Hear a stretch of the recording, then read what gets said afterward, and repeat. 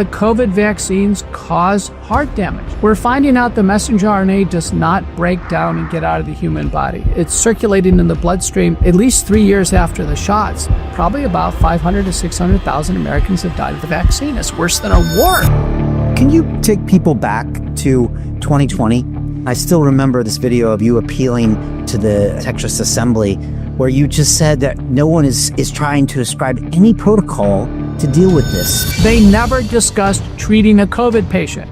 The only thing that was presented consistently and strongly was mass vaccination. On the same day, all over the world, at the same time, the press had a talking point. This was astonishing. From East Asia to United States, Canada, South Africa, the talking point was, no one is safe. A fear-based message. It was actually coordinated through the WHO. The book is Vaccines, Mythology, Ideology, and Reality. Why write this book now? We could not understand what was going on through this COVID-19 vaccine debacle.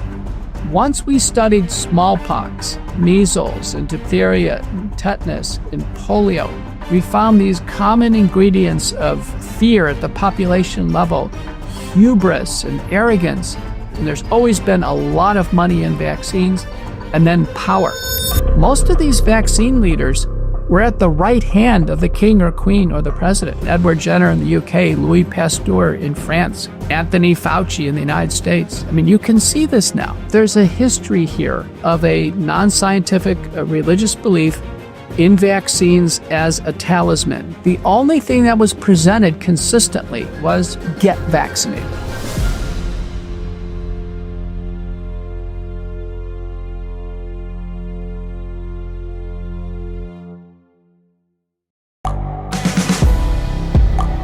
The world is changing. Inspiration is everywhere. It has never been so easy to connect, share, and bring people together. We're learning from others and finding the best in ourselves. Challenging our beliefs. Sharing our vulnerability. Overcoming our fears. Transforming ourselves so we can transform the world. How far can we go? This is London Real. I am Brian Rose. My guest today is... Hi, it's Brian Rose from London Real. You probably know that we've just recently been re-platformed on YouTube after 25 months completely in the dark.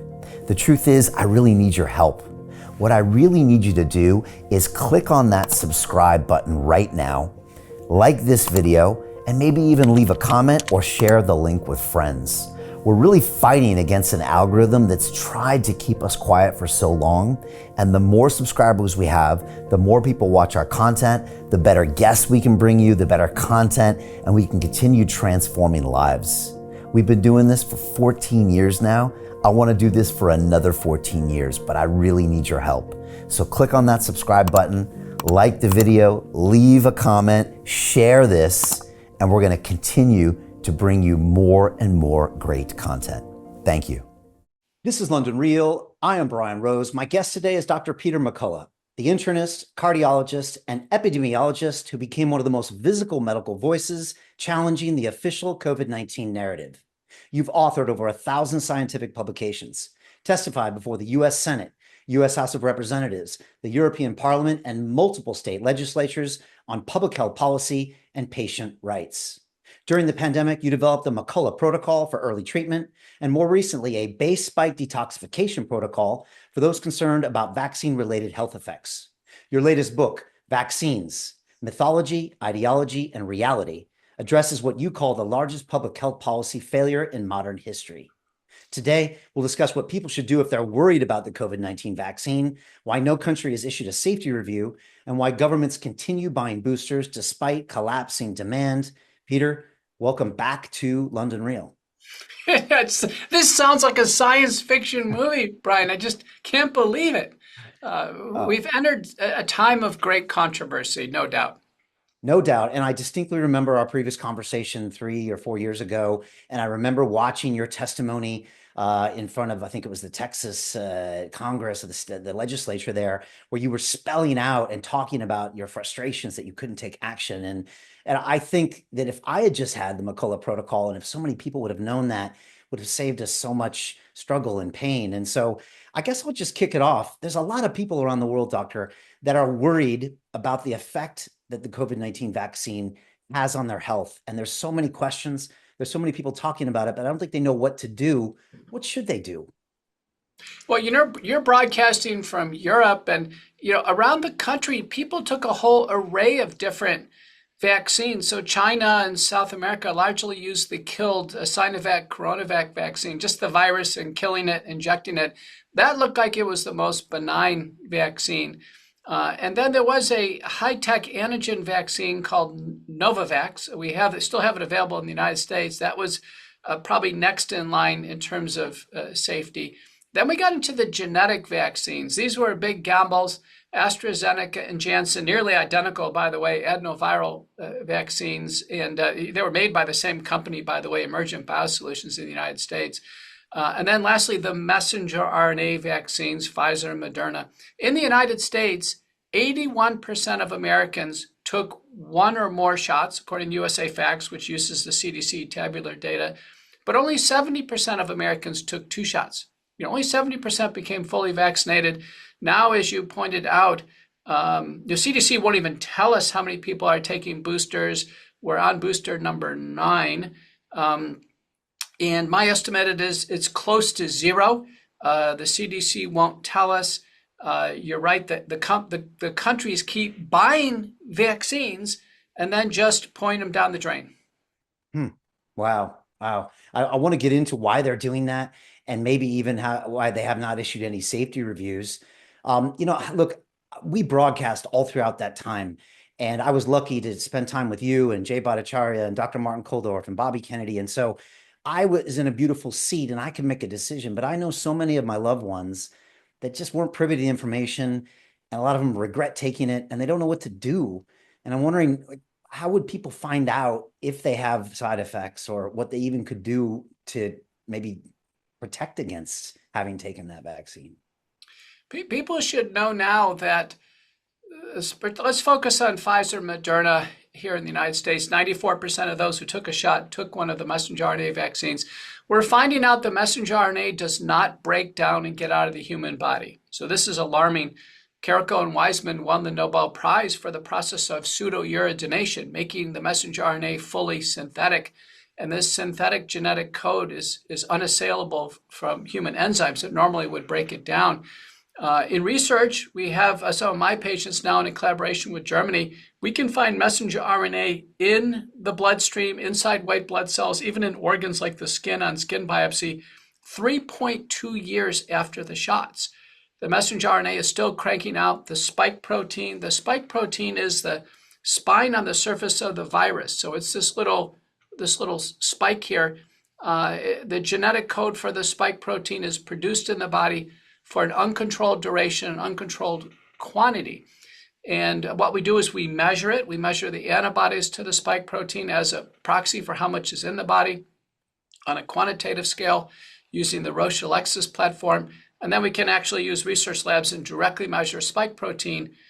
Concurrent with the messenger RNA data, it's circulating in the bloodstream, at least 3 years after the shots. The spike protein damages the heart, causes blood clots, strokes, nervous system problems, and immunologic problems. So one of the keys is to get rid of spike protein. And that's the reason why we dedicated all of our scholarship and give great credit to the Japanese for the discovery of nattokinase. Nattokinase is a natural enzyme derived from the fermentation of soy or chickpeas. Bromelain, derived from a family of enzymes derived from pineapple, also breaks down the spike protein. They can be taken as supplements. And then curcumin, derived from turmeric, blocks the inflammatory effects of the spike protein. So we've combined them all in one. I'm the chief scientific officer of the wellness company that has the premier combination product called the Ultimate Spike Detox. And this is the most popular way worldwide that people are now starting to address this mistake of taking the vaccines. The ultimate spike detox, in my experience, needs to be taken for about a year. We remeasure the spike tests in the bloodstream. We see declines, patients improve in terms of their symptoms, and we think we can get them out of this jam. Now, in order for that to help them, they have to be aware that they actually could be vaccine injured. And I'm curious, doctor, how many people even know that that's a possibility? And then maybe of those people, how many people maybe take action towards that? My recent Senate testimony, May 21st, 2025, we identified that the government was covering up. I mean, the U.S. government agencies were covering up heart damage due to the vaccines called myocarditis. This is now fully in a U.S. Senate Permanent Investigations Committee report.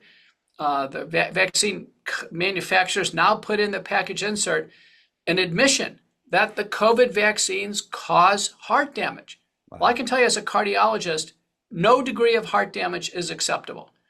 And so a recent Rasmussen survey, to address your question, after our Senate hearings, I was the lead witness, asked the United States public in a valid survey, and the answer was 51% of Americans now know the vaccines cause heart damage. So it's just slightly more than that of those who don't. But the next cardiac arrest that occurs in a perfectly healthy person, or fatal seizure, or you name it, in somebody previously healthy, the first question we should ask is, did they take a COVID-19 vaccine? I'm still seeing new heart damage, blood clots, cardiac arrests, even years after the shots. I do see on X and Twitter all the time anecdotal evidence. This young sports star has the heart attack. This person does this, person does that. Is that just humans identifying pieces, or we've actually seen much younger people suffering heart damage that could be related to the vaccine? We certainly see the anecdotes, and I can tell you for every public figure that we see develop a clear-cut vaccine problem, there has to be, tens or hundreds of thousands, even millions of, people that are not public figures. So, when Eric Clapton came out and said he can't play the guitar because he has a vaccine amplified neuropathy, I had a chance to examine Eric. I can tell you there are millions like him who develop these problems. Megyn Kelly, who came out and said she has an autoimmune problem. Kirk Herbstreit, my favorite ESPN announcer, vaccine blood clots. Yet other public figures can't see it. Former Dallas Cowboy great Deion Sanders takes the shots, public about it, develops vaccine blood clots in the legs, arterial and venous, needs amputations. I mean, this is a big deal. He had some altered anatomy and a family history of vascular disease to begin with, had no business taking shots. He did it. He does a whole docuseries on his recovery after the amputations, doesn't mention the vaccines. Now Deion Sanders is in the news with what's called a turbo cancer. And a man in his 50s has had his whole bladder removed because of, an aggressive cancer. His now urine's collected into a bag. I've never seen that in my career in medicine, a man in his 50s with that aggressive bladder cancer. And when we go to the medical literature, we find descriptions of exactly these cases. So in many ways, the psychological operations are still in full force. And there are people that will probably never refuse to even consider alternate pieces, but other people are opening their minds up a little bit more, like you said, that they're starting to question and to even understand that there are some bad areas. Where are we with that psychological war? Also, it seems like many people have forgot about what happened a few years ago. I'm curious how those mix together. In our book, Vaccines, Mythology, Ideology, and Reality, we point out that vaccines have been presented to the public now for centuries as articles of faith, as if we need to have a religious belief in vaccines. Many times doctors will ask, do you believe in vaccines? I mean, nobody asks me if I believe in, blood pressure lowering medicine or cholesterol lowering medicine. Why do we have to believe in vaccines? Well, it comes from this archetypal fear of being invaded by foreign invaders, and that through the hubris of mankind, the brilliance of vaccinology, that doctors can improve upon God's creation, can make the body more resilient. And I know you as somebody, you are a man of resilience with all your efforts in in as being a triathlete, myself as a marathoner, we know human resilience is something that's inherent in us. And then this idea that there's always been a feeling that the vaccines aren't perfect. So in order for this to work, everybody must take a vaccine. And so if some are injured or die as a result of taking the vaccine, they should take it for the betterment of humanity.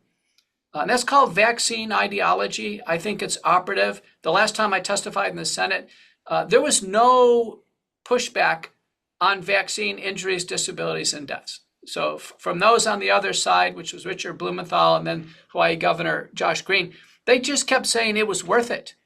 It was worth it, that the vaccines saved lives, so therefore it's justified for the vaccines to take lives.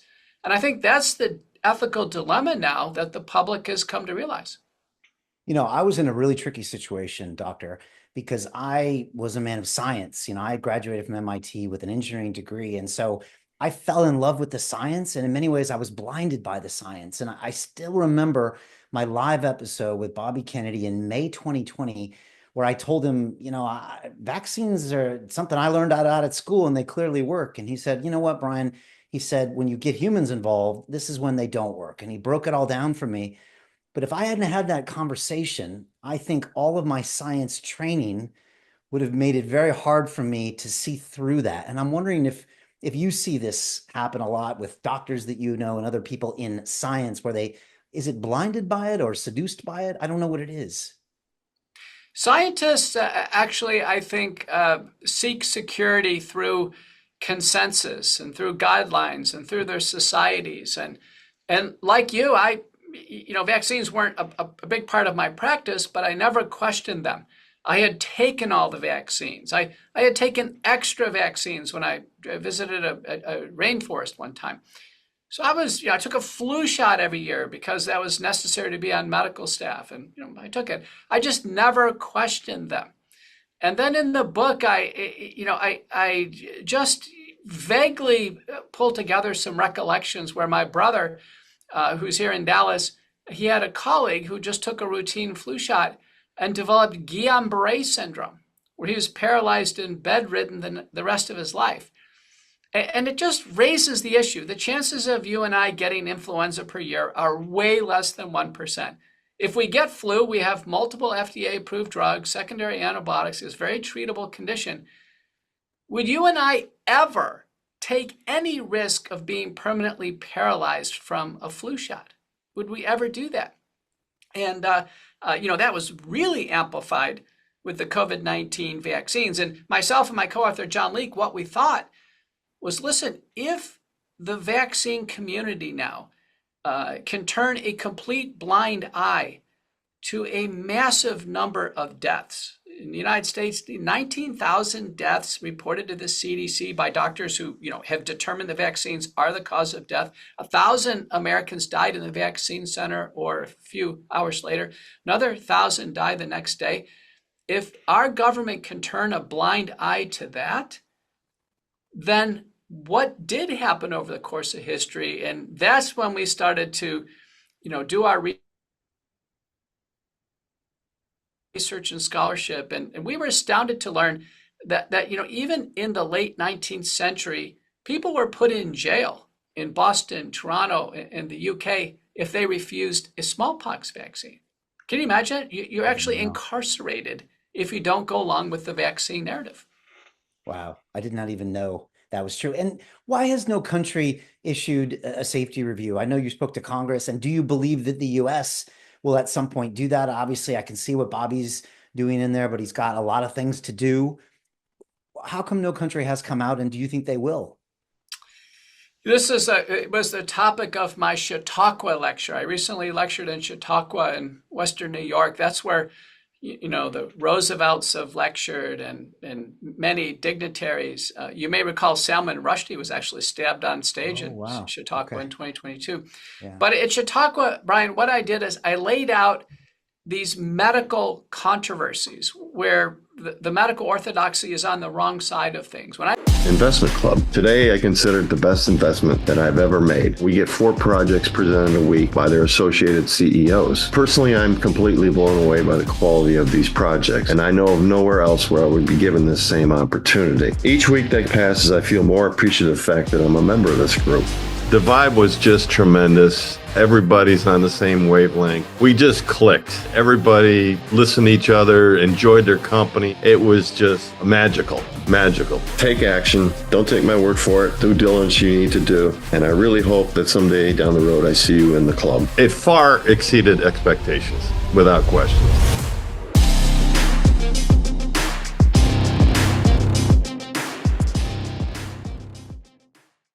Orthodoxy, the practicing medical community, the government agencies, pretty much the entire complex.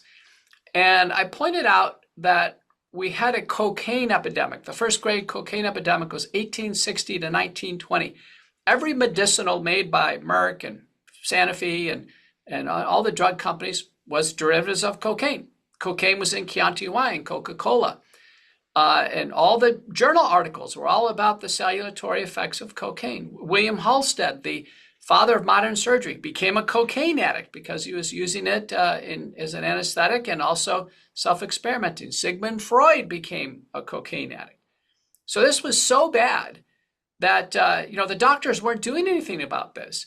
Coca-Cola had to voluntarily pull it out of their products. So did the makers of Chianti wine, Pemberton wines.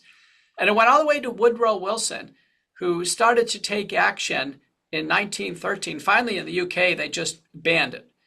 But the doctors, the point is, for 60 years, the doctors didn't step forward.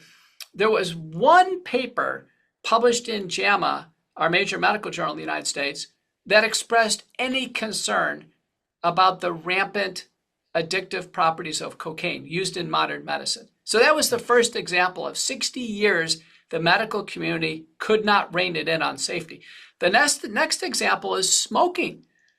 Now, smoking, I put that 1920 all the way to at least 1964. And we had Sir Austin Bradford Hill, as well as William Dowley in the UK, present compelling data that smoking causes lung cancer. They presented it. They did a follow-up study. It was convincing. The entire medical community rejected them because the doctors were smoking, the nurses were smoking, and Philip Reynolds and RGR had doctor smoking promotional campaigns. Yeah. Everyone smoked at the CDC and the NIH and the FDA and the MHRA, the Medical Research Council. So they were rejected. In fact, the tobacco companies went after these guys with a vengeance. They were smeared and canceled and professionally destroyed. This went all the way to 1964. And Luther Terry, the Surgeon General, calls all the chiefs of medicine to Washington and says, I got bad news for you. Smoking causes lung cancer. They still can't accept this. And then finally, in 1972, the AMA has its first educational campaign about the hazards of smoking. So let me tell you, on cocaine and smoking, doctors were on the wrong side of those arguments, and it took decades. Now they're deeply on the wrong side of these COVID-19 vaccines.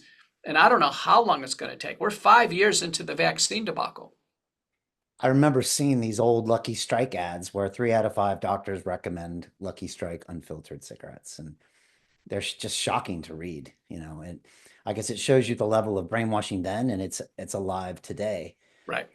Most people think of the lockdown and the pandemic and COVID as this distant memory, but I think most people will believe that something like it will happen again, if not in our lifetime, maybe in the next decade. And I'm just wondering if we still haven't admitted these effects, how much in danger are we of repeating the same thing, or are we much more aware, or is that really just being oblivious? We've had predictions from Tedros Ghebreyesus at the WHO, Anthony Fauci, Ashish Jha, former White House coordinator, Bill Gates. They all say there's going to be another pandemic. They call it Disease X. All the experts agree it's going to come out of a biolab. It's not coming out of nature. It's going to be just like SARS-CoV-2, which came out of the Wuhan Institute of Virology. All the U.S. intelligence agencies agree it's a man-made virus. There's going to be another one. That these biolabs are proliferating. They're all over the world. There are leaks. There's well-documented hundreds of leaks. Sooner or later, a bad pathogen's going to get out, and then we're going to be off to another pandemic. These shouldn't come up, once every 100 to 200 years, not every several years. On top of that, we can see how this biopharmaceutical complex now is gaming the system. So if there's enough fear and messaging on an outbreak, then governments will be, in a sense, seduced to buy large quantities of vaccines, and then this biopharmaceutical complex, they financially benefit. There's really trillions involved when we're talking about the WHO, the World Economic Forum, United Nations, Gates Foundation, Rockefeller Foundation, Wellcome Trust, all the regulatory agencies and the companies making the products. There's trillions of dollars involved. So let me give you an example. Monkeypox outbreak. Well, we got to the point where Biden declared a national and public health emergency for monkeypox. That was enough to trigger purchase of the Jynneos monkeypox vaccine. Nobody took it, but the company was rewarded with a massive contract. So, mission accomplished. There was enough of a monkeypox scare to make this happen. Next one has been bird flu or avian influenza. The same thing. There's been enough fear to trigger purchase of vaccines. The EU purchased a massive number of human bird flu vaccines. And now we're seeing the emergence of the chikungunya virus borne by mosquitoes in China. And guess what? There was a new vaccine that just came to market a few months ago. So you can start to see the business model of pandemics and then mass vaccination. And the purchaser is government. So you don't even have to market it to the public. And now they've had a great case study in psychological operations. It worked pretty well, and they've learned things. They're really very good at messaging and repetition and all the other aspects of those they call fifth generation psyops. So I guess they've learned and they're ready to deploy again.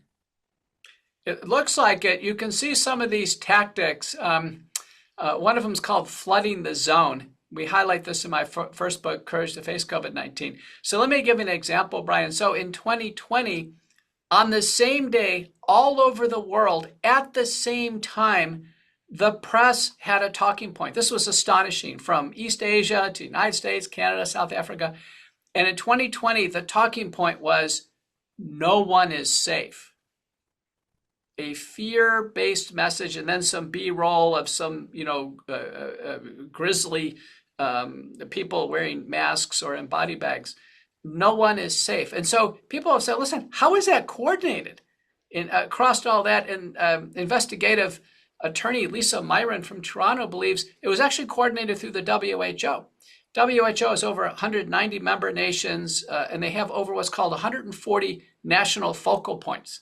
That is communication nodes. One in the United States is in Washington called PAHO, the Pan American Health Organization. So that's how these messages come out simultaneously like that. So it kind of synchronizes the world.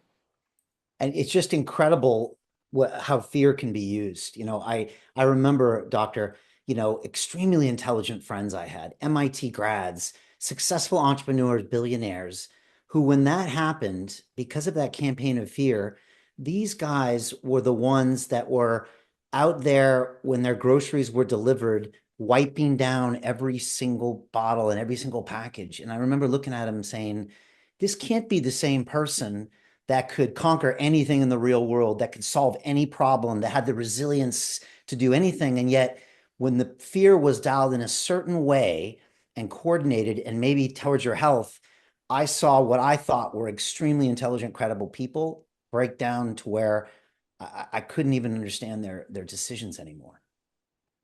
They literally lost their minds. In my first book, we have an opening scene where this man is so frustrated with the pandemic, he gets on a paddleboard in San Francisco Bay with his dog, and he paddles way far away from shore just to get some relief. And then sure enough, a Coast Guard boat comes out to intercept him and arrest him for not wearing a mask. And you can see that this idea, masking was a good example of how people lost their minds. people wearing masks in cars, driving alone, even wearing masks in Olympic swimming pools. It came to symbolize some type of mania.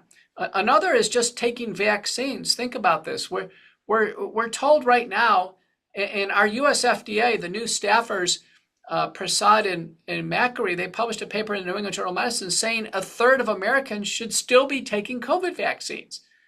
So how can taking 8 shots of synthetic messenger RNA, how can that be healthy in any way?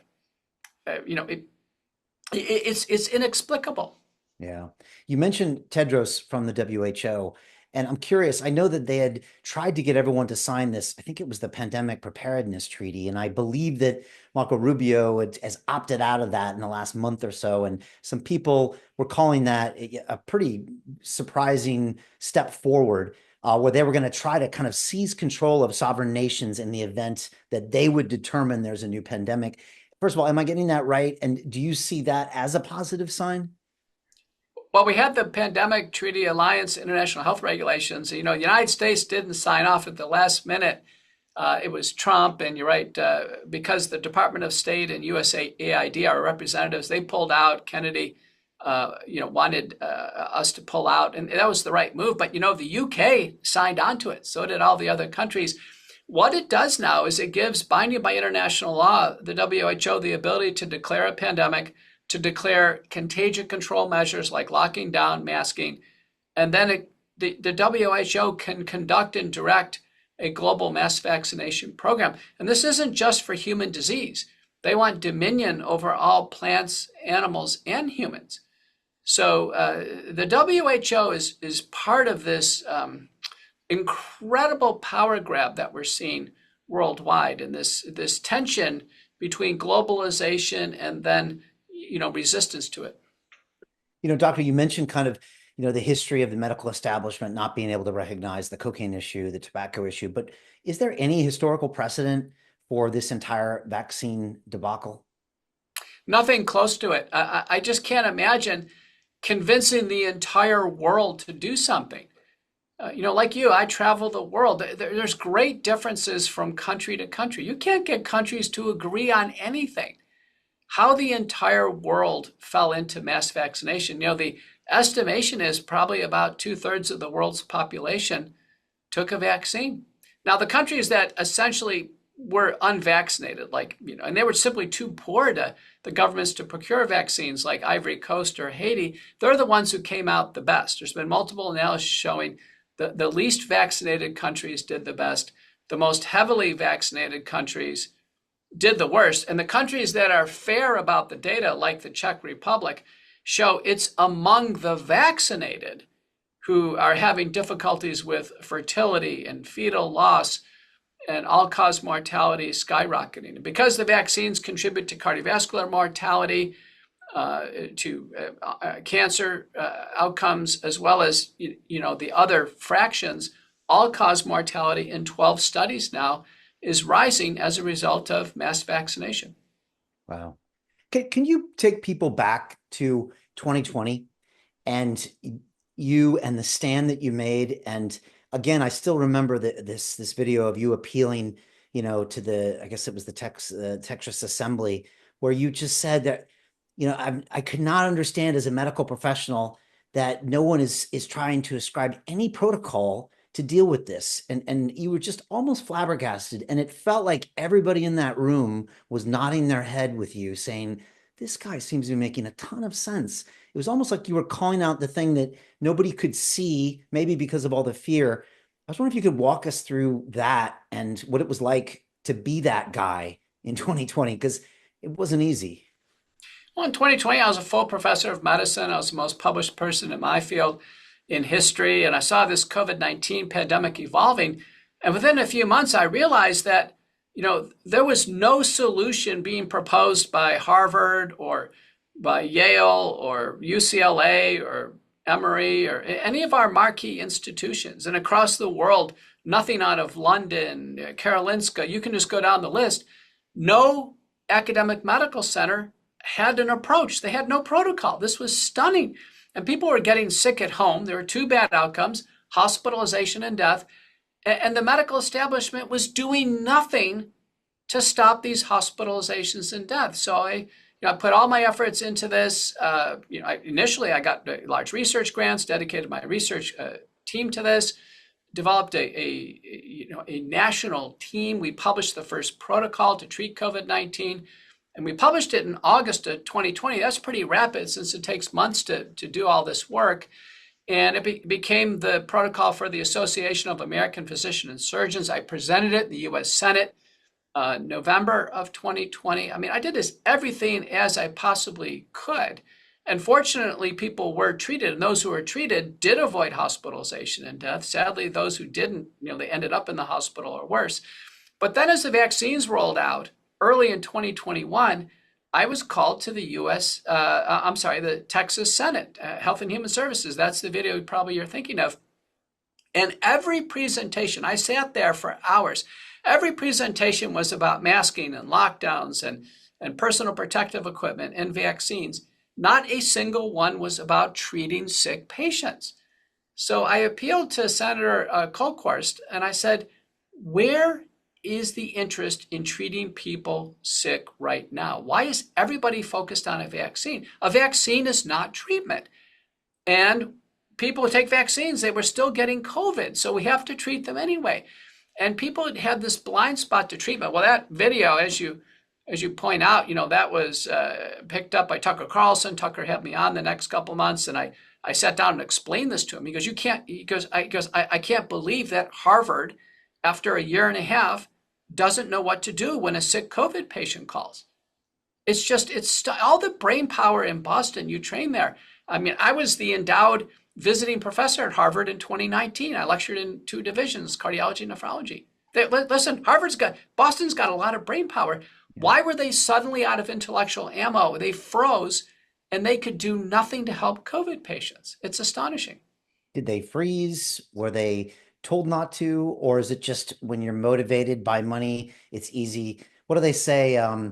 If a man makes his living from something, it's very hard for him to see any other argument around it. I'm butchering that, but why do you think that was? Or is that a whole nother episode? Well, listen, I was at Baylor at the time, and I didn't get any emails saying that, hey, don't do anything until we get a vaccine. I think it was paralysis. In fact, I was in a Harvard consortium called Stop COVID. I'll never forget it. David Leaf was the principal investigator. I said, terrific, we're going to stop COVID. What are our projects? And then the group really essentially was just going to observe COVID. They weren't going to stop it at all. UT Southwestern here in Dallas, well known for its Nobel laureates. I attended school here in Southwestern in Dallas. They were on TV because they were modeling. They were modeling how the virus was spreading. Another one of my alumni organizations, University of Washington in Seattle, again, Nobel laureates there. They were modeling. So everybody wanted to look at this. Nobody wanted to do anything. Even my counterpart, Scott Atlas from the Hoover Institute at Stanford, Scott and I were chosen by The Hill, which is the most widely read journal for the House, the Senate, and the White House, to write op-eds every month about the pandemic. What the London Real Investment Club actually does for you, it gives you the keys to open that door to the inside deals. In the last 3 weeks, I've participated in 3 incredible deals: a layer 2 Bitcoin protocol, an incredible AI protocol. The deal flow is beyond what I expected. I don't think I've ever seen a model like this that just gives average folks the opportunity to be behind the deals. And that's exactly what we've done. Not only that, you get to hang out with Brian Rose every week. And for me, that was huge because I look at Brian as somebody who's not only an expert in the space, and I think is on the leading edge, but just the leading edge of thought with London Real and the work he's doing there. To anyone who's taking a serious look at this, I know it's a big decision. It was a big decision for me and my family, and it is one of the best decisions I've ever made. So I wish you all the best and hope you come join us.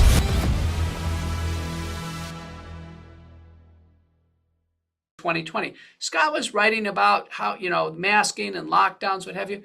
I was writing about how are we going to treat this to get people through the illness. And so you can tell that and Scott wrote a book. He was ultimately invited in the White House for 9 months with Trump. According to Scott's book, after 9 months of meetings with him and others, and Jay Bhattacharya, who's now at the NIH, they never discussed treating a COVID patient. It was all about masks and lockdowns and just not treating the problem.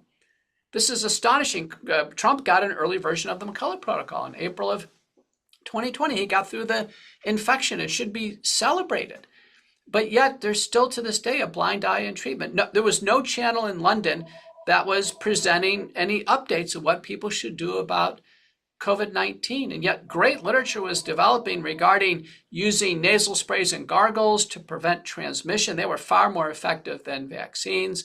The early treatment protocols refined. Even government-issued drugs were not promoted, like Paxlovid and Molnupiravir and Bamlanivimab and all the monoclonal antibodies. They were kind of undermined. The only thing that was presented consistently and strongly was mass vaccination. And can you remind us a little bit about the McCullough protocol? Because as I remember you describing it to me, it seemed like some really practical, things like you just said, with the gargling and the nasal cleansing and some other basic pieces that I wish I would have known that, but I wasn't privy to that information. What was it? Well, McCullough protocol started by saying, listen, we're all going to get COVID. Turns out that was right. All this, wearing masks and everything was predicated on the fact that you could avoid getting COVID. Turns out everybody got it. 97% of people serologically got COVID. So it started out with the right premise. We're going to get it. Okay, so just get ready for it.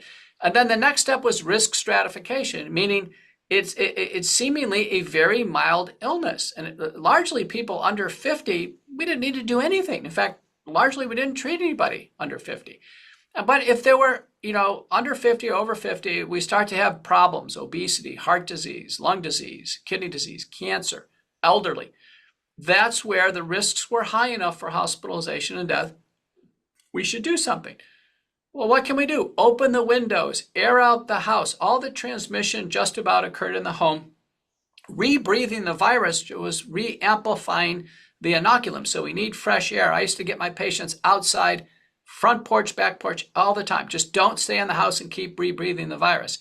Nasal sprays and gargles. Turned out everything worked. Saline, dilute iodine, xylitol-based. Multiple clinical trials. Super important.